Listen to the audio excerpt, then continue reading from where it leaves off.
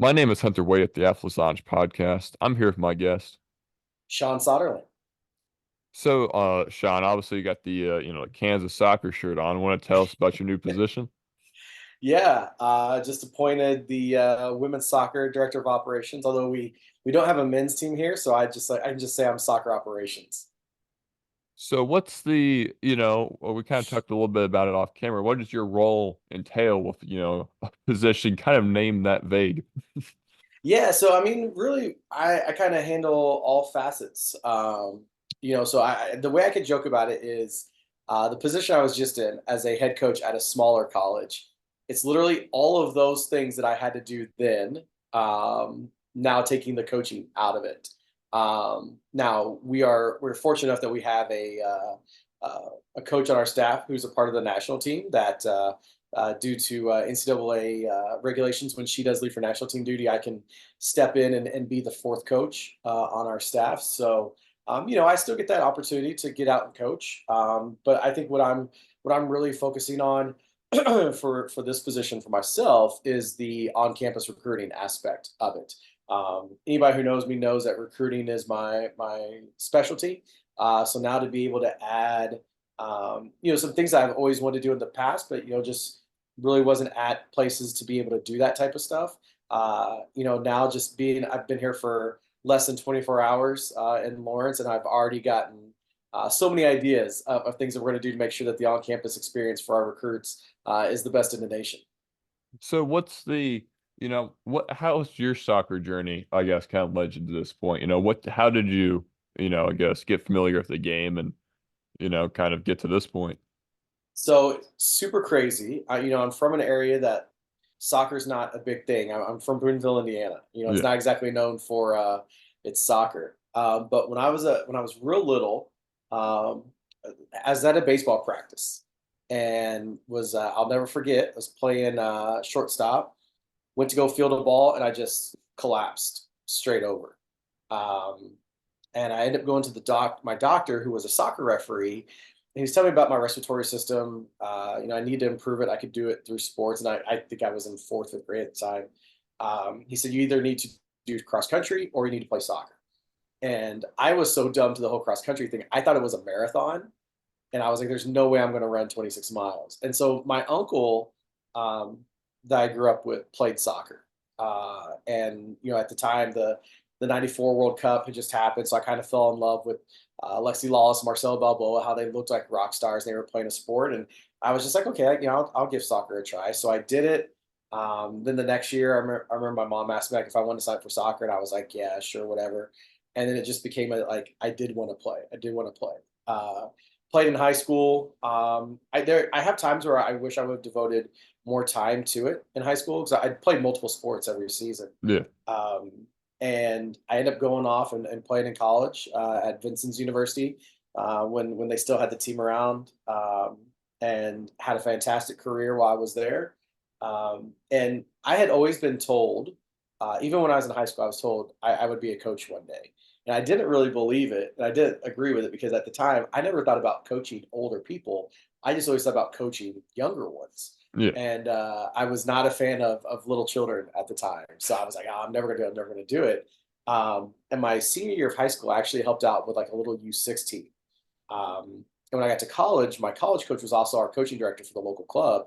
And he gave me a U14 girls team. And I famously say that very first practice, I was so jacked up for it. And it was the worst 2 hours of my life. But if you ask those girls, probably still to this day, they're all in their 30s now. Like they would tell you that it was the worst 2 hours of their life too. So I went back to my coach's office the next day and was just like, all right, that sucked. How do I get better? Yeah. And he taught me about coaching education, and I've been doing it ever since. So, you know, Kansas director of operations isn't, I guess, a job everyone has. You're the one. So, how do you go from where you were coaching, and then how do you kind of get the opportunity to, do this? So I always say like within coaching, it people always try to say that it's who you know, not what you know, and I think it's a bit of both personally. Yeah. This opportunity with Kansas, if I don't have the close relationship with our head coach Nate Lee that I do, I don't know that this happens. Um, I I think the thing for this job is um, I was very proud that that Nate had approached me about it. And one of the associate, I actually know both of our associate head coaches, Tiffany and Tyler. And Tyler had reached out to me as well after Nate and I had been talking, and he was like, "Man, I think you'd be perfect for this." So it was just one of those things where I felt the love from the staff, and then the day that I actually got my contract, I felt the love from the whole athletic department. So it was really just one of those kind of surreal moments. I still in the J. Cole phrase, just a kid from Boonville. Yeah. It was such a cool feeling, and I think what we're going to be doing here at Kansas with our program is something that's phenomenal, and I to be a part of that and to be a part of this direction that I've seen us going for the last little bit while now. It's got me really excited. The when you signed with Kansas, or came on with Kansas, but were there any schools in conference that you immediately just kind of wanted to play? Uh, Yeah, so one of my best friends in coaching is an assistant at Oklahoma State. There you go. Big shout out to Dustin Stein, or as I like to refer to him as Big Dust. Uh, when I signed, he was somebody I texted pretty quickly, and was like, "All right, we get to see each other uh, again." Because most of the time we just see each other in the summertime and a couple of times on the recruiting trail. But now we'll be seeing each other a little bit more, and friendly rivalry for sure between he and I. Um, One of my good friends, just actually right before I got announced here at Kansas, one of my good friends, um, Mario Felix, is the new assistant at Kansas State. Yeah. So while he and I were in California at the coaches convention last weekend, the trash talk started a little bit between he and I. But I would say that for me, just the Big 12 in general. My experiences with schools. I've coached against schools in the Big Ten. I've coached against schools in the Big East. Just some pretty big conferences, but I've not been able to coach or be a part of something like against the Big 12. So, um, you know, I know that one of my good friends is the head coach at Oklahoma, so it'd be good to see him as well. I haven't seen him in a couple of years, so think for me it's just being a part of the Big 12 and being able to compete against these fantastic teams is going to be icing on the cake. You mentioned recruiting. What made recruiting, I guess, something you were good at, or made recruiting fun for you in your previous stops that you're hoping, I guess, carries over? So I was a broadcasting major, Y- and part of my broadcasting degree was the sales option for broadcasting sales.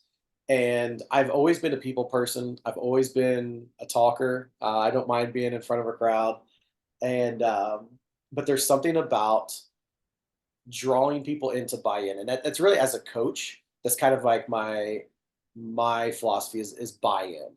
Yeah. Trying to get the team bought into what we're doing. Um, and that was the thing of my first college coaching job. I was not allowed to recruit whatsoever, and I got the itch because I was like, I know I can do this. I know I can do this. Because I was at the time I was coaching high school and I was convincing athletes to come out and play soccer and be successful at it. So I was like, I just know I can recruit. I know I can recruit. And my second coaching job at Alderson Broaddus University, Scott Phipps, that was the head coach there. Now he's at Thomas More.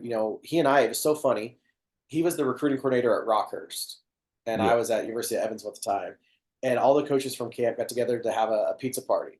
And he and I were the last two that were still there. We just talked until I would say 1 in the morning at this pizza joint that I'm sure was trying to close like 3 hours before that. And we were just talking about like what we wanted to do.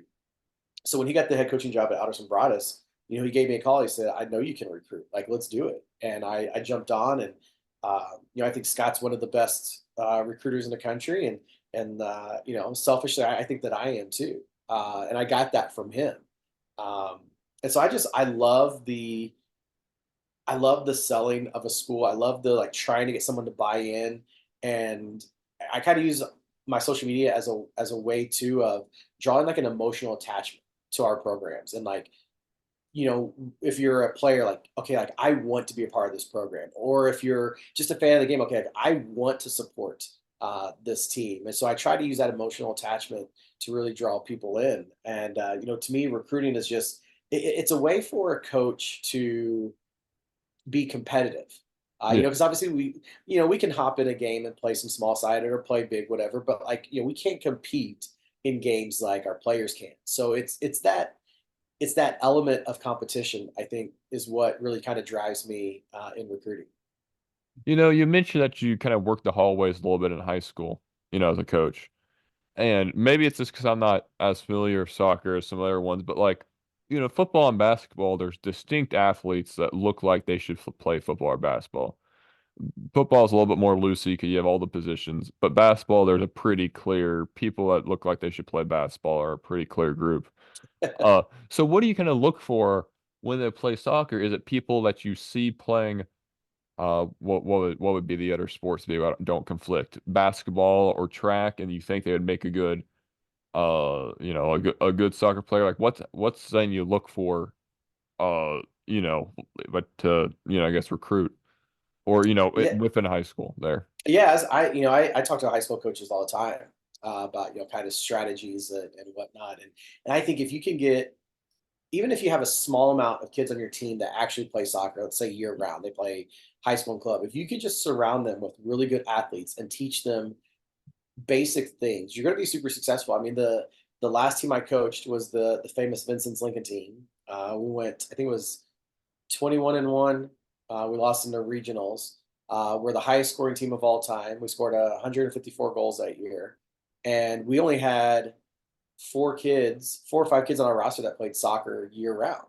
We just put the right athletes around them. So I think it's finding the things that soccer can make the kids better at their other sports. So Yeah. with our basketball team, Jeff Hine was the coach at Lincoln while I was there. Jeff was actually he was actually my golf coach in high school when we were at Boonville. And I will never forget. I have a Twitter relationship with Christian Leitner, and Christian used to tweet out.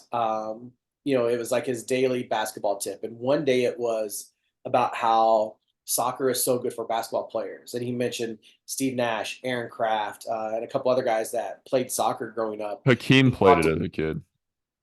yeah, and Yeah. he was just like, soccer helps basketball players with defense because you have to defend without your hands, and it helps with ball movement because if you don't move the ball, you're going to get hit.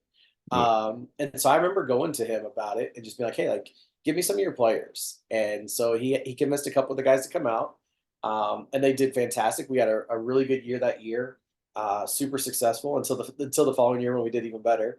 And then next year I had even more basketball players that came out. Got lucky that my assistant coach was also the track coach at Lincoln, Eric McKiska. And Eric got some of the track guys to come out. And then that kind of goes back to even my first high school team I coached. We had a girl at our school that was a basketball player and a track runner, and she was top 10 in the state in the 100. All we did was just teach her how to kick a ball, and everything else just came natural to her. So I think it's just finding those elements of athleticism that kids are good at, and then finding a way for that to work in soccer. So, I'm not as familiar what you do for soccer schemes. Uh, Honestly, I watched the most soccer in my life with this Yeah. year. But the how do you when you have a bunch of athletes who aren't really maybe completely coordinated to that game, right? Mhm. Do you surround the 5 or 6 people that play club with them and then just essentially tell them this is how you pass, this is how you defend? Or Yeah, I mean, so I even in coaching, I don't. Maybe it's a fault of mine. I really don't do a lot of the fancy stuff. I yeah, don't like teach a lot of fancy stuff. I guess I'm the Tim Duncan. It's all about the fundamentals. yeah. Um, and so like one of our players when I was at Lincoln that we got from the basketball team, he was one of the guards, and he and I just spent all summer working on shooting. Teach him how to shoot a ball, teach him how to shoot a ball, and we just worked on it all summer. And his very first game as a senior, he had a hat trick in the first half, and he was just like, "Well, if I didn't know that was this easy, I would have kept doing it." I'm like, I wouldn't say that it's this easy, but I think it's you give kids the confidence to be able to do it. And I think any athlete the moment they feel confident in doing something, it's like Kevin Garnett said, impossible is nothing. Yeah. Anything's possible. Um, so with an athlete, I just think once they can, like we call it the vision of success, when you can Yeah. literally see you doing something good. And I think with any athlete, as soon as they see that vision of success, they believe in it, and then they start doing it. And it does also take the right kind of athlete to be able to do that as well. So I've just been very fortunate enough in the last 20 years to be surrounded by really good soccer players, but also good athletes too. You mentioned, I guess maybe kind of like the score differential with your, year that year at Vincennes. A couple questions about that. It's such an anomaly. Yeah. Especially in a sport, it's meant to be low scoring. Uh, the how do you what do you equate to that happening? Like, how do you like reason, I guess, you guys being able to do that? And then what was your reaction around midway through the year when you realized that you're at, 100 goals already through the season?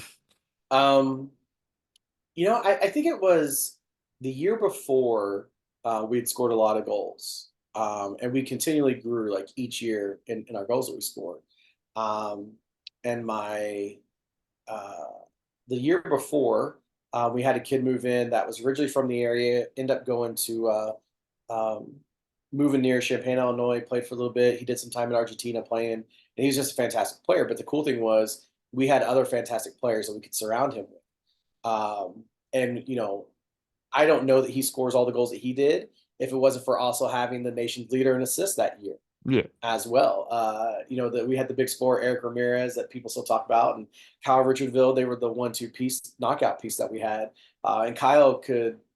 It doesn't matter what your level is. Kyle could set you up to score, and so I would say honestly, it wasn't even like middle of the year. It was during conditioning that summer. Eric made the comment to me. He said, "I'm going to break the goal scoring record for a season." And I was like, we were kind of looking at it. I said, man, I was like, the guy who had done it, I think it was like 10 or 12 years before that. I was like, he had to do it in the state championship game. Like that's how far he had to get. And Eric was like, doesn't matter. Like, I'm gonna do it. And Eric actually broke it. He got his 54th. We were playing my alma mater. We were playing Boonville, and we won the Big Eight conference that night. And we still had, I think, a week and a half left in the regular season when he broke it. And he ended up scoring 74, 71 or 74 that year. Um, but I think it was just a continual buy-in process. Like their players saw my first year, we scored more than they did the year before. The next year, we scored even more because we finally got the right pieces around us. And then the following year, we scored even more than we did the year before that. Kind of the same thing at Brescia. My first year there, we only scored 2 goals. My second year, we scored 6, and then my third year, we scored 43 goals. Yeah.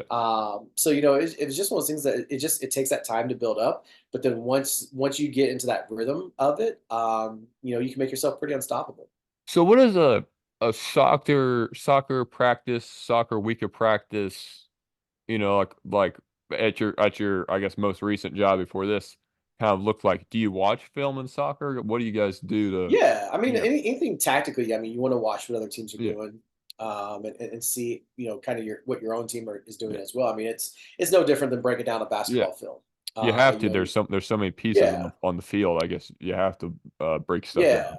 and I think it's a good way to highlight what your team's doing well, but I also think it's a way to highlight. Okay, here's what like we're really struggling at, Yeah. and it gives you an ability to you try to plan your training sessions out in advance, and you kind of want to make it almost like a teacher where you say, okay, hey, like beginning of the school year we're going to work on this, so that way by the time that we get to the middle of the school year we know all of this, then we keep adding these pieces. But you do have to find, you do find yourself pivoting and having to go, okay, wait, well, we can't work on this week because we're struggling with this, so let's do some type of session Yeah. to correct this mistake. So um you know I, the training sessions that I've been a part of, that I coached myself, just again real basic. We do work on a lot of fundamentals, but we really focus on doing the easy things the right way, and then that will make the tricky and the fancy stuff come along together pretty quickly. what is there what's the challenge? And you're fresh on the job. You're, fresh there. Is What's the challenge like to try to, because when you're in a, university, you're trying to compete with your own sports within your own program or, within your own school. What's the pressure, try to get your soccer program up to, the basketball program standards, or, what's their, is the goal to make them a perennial contender, I guess? I think our thing is just to grow. Yeah. Coach Nate, he speaks vocabulary that I understand pretty well. Being married to a principal, he talks about growth mindset. Yeah. And we had a team meeting last night, and just talking about, hey, here's how we want to play, and look where you actually did do it this way a little bit last year. So let's continue to move on that. We don't want to change a lot of things. Actually, we're going to try to make it simpler if we can. But if we do these, five things defensively that we want to do, if we do those correctly, we're going to be really, really good next year. We got a really good roster that's coming back. We've got some good additions that are coming in.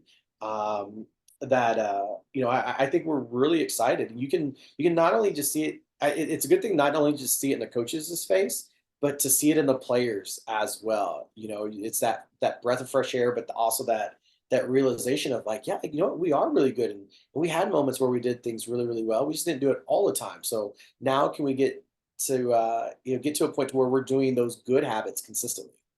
You mentioned you're trying to do stuff, on campus recruitment type stuff. What is that? You don't even really know yet, but what in your head does that look like? Oh man, I am a learner of all things. Like, I learned from other sports, other Yeah. coaches, and so really, what I've always done in my career, and I think it's what's kind of helped me out, is I always look at what basketball and football does. Like, Yeah. okay, well, why doesn't soccer do that? And I really try to make Mm. sure that when that athlete, that recruit, gets back in the car to go back home, Yeah. they can't stop thinking about it. Hmm. And we will that's the thing that we're going to kind of work on here about, what's that going to look like for us. I know that's um, the head coach, Nate Lee, was just like, like, we want to bring some of your strategies here to this. And so I can't reveal all my secrets, but Yeah. we just really try to I whether we're the first visit that the kid has, a middle visit, or the end. What I always say is, anytime a kid who's, most of the time when they're a senior or junior, they always get asked at Christmas time or around with the family, when the grandparents, aunts, and uncles, oh, where are you going to go? Where you want to go? And they always have a list, of schools Yeah. they want to go to. And so I try to make sure that that visit causes Kansas to always be number one on their list. Um, and it was the same way at Brush. I want to make sure that no matter what, anytime somebody asked a kid about, what their plans were, I always wanted them to say Brescia first. Yeah. Whether they went to us or not, we want to make sure that they said Brescia first. So, now we're at a point that, with Kansas, that's kind of where we're looking to go at. We want to make sure that when kids are considering us, that when they list those options, we want to make sure that the Jayhawks are number one on that list. What makes, you know, is there kind of like a symbiotic relationship? Obviously you'd want everything in the school to be good, every sport in the school to win a national title. But do you think it helps when like, and I guess you don't worry, there's no like confirmation of this, but like when the other sports are good, to like people want to go to a place, like I'm sure for a little bit there, everyone wanted to go to LSU just Yeah. because like Coach O and all that. And then some on the back of it, their basketball, baseball, and gymnastics and everything became like the place you wanted to go for a little bit. Yeah, I mean, it's definitely infectious. Yeah. That's the thing. Like, when I was at Lincoln, our success made it infectious for all the other sports. All the other sports started doing really, really well. And I just, on my podcast, I had the University of Michigan head coach Jim Klein was on with me last week, and I just asked us, so because of the football national championship, how's that impacting your team? And she's like, it's all over our campus. Every athlete is just absolutely jacked, and like, they want to get to that same spot. So I'm fairly certain that, just in my short time here, obviously kind of feeling the the emotions from, Kansas winning the basketball championship.